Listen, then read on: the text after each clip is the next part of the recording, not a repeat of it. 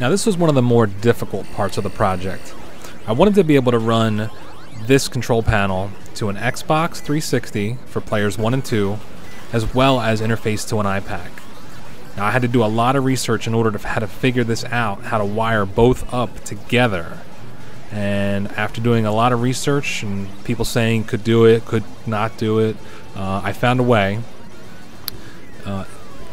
Basically you need to wire each button to both the Xbox pad and the iPad. So really it comes down to just taking that wire and running it to the terminal strip as you saw, and then running one wire to the iPad and one wire, solder it to the Xbox 360 pad. Now the pads are Mad Catz pads.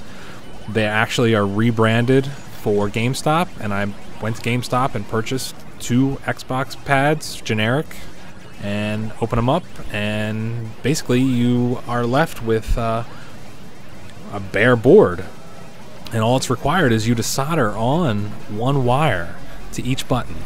And the nice thing about this pad versus the original Microsoft Xbox controllers is that these pads have a common ground, which is what you need in order to do this.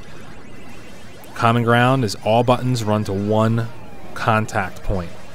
So I have, as you can see here, each button is soldered with a wire which runs to the terminal strips, and that one there that has 2, that is the ground, the second one. So all buttons are working. The hardest part about this project was figuring out how to get the triggers to work.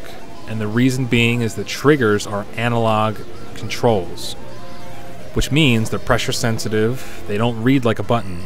So you have to use a couple resistors and a transistor and wire them up in such a way that when you do press a button, it pushes it looks like the trigger is being pushed all the way down, or it's all the way out. There is no in between. So that's what you see here. You see transistors wired up with some resistors. This took a little bit of research and a little bit of time to figure out and get it working right, but it works 100%. I can now use the left and right triggers of the Xbox controller to map to extra buttons.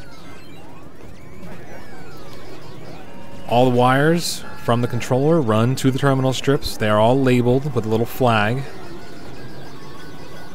It definitely helps to label everything when you're doing this because, as you can see, there's so many wires. I've confused myself a few times doing this. I had to rewire, open things up, put things back, change things around. It wasn't that much fun, but once it's all done, everything's working, it's good to go. Now, this red button here will be mounted on the outside of the final cabinet. Now, the cabinet is not built yet. This is just the control panel. I'm building a full-on cabinet to attach this to. Right now, it's sitting on my old cabinet. In order to get this to work, I had to use this box and wire something special up. The problem with doing it this way is that for some reason, when everything is hooked up like this, the iPad sees the trigger buttons that I was just telling you about as being on all the time, being pressed down. And that's going to mess everything up. So what I had to do is devise a way to turn the connection to those buttons off. So I got a four-way switch here. It has 4 terminals, on and off. And I have an Ethernet cable. Now, Ethernet cables contain 8 wires, so 4 of the wires in there are running to the one side of the switch, and the other 4 are running to the other side of the switch. And what that does is it comes out to an Ethernet jack. You can see this cable here.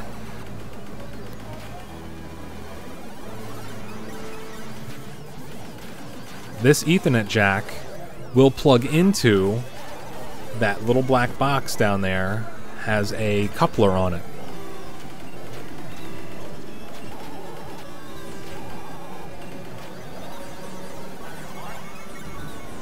And when you plug this in, this enables you to toggle the 4 triggers. Left and right trigger for player 1 and left and right trigger for player 2. Those 4 buttons will be deactivated and show as disconnected, and that will make it work with the iPad, no problem. I found some cheap plastic Tupperware containers in order to keep the control boards protected. They're velcroed into each corner.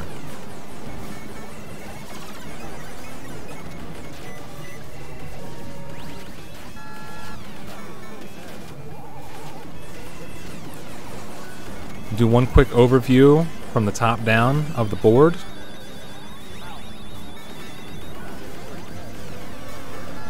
And that is how I built my 4-player control panel. If you have any questions, if you want to do this yourself, if you have any comments, please feel free to leave them below, and I'll be sure to answer anything I can.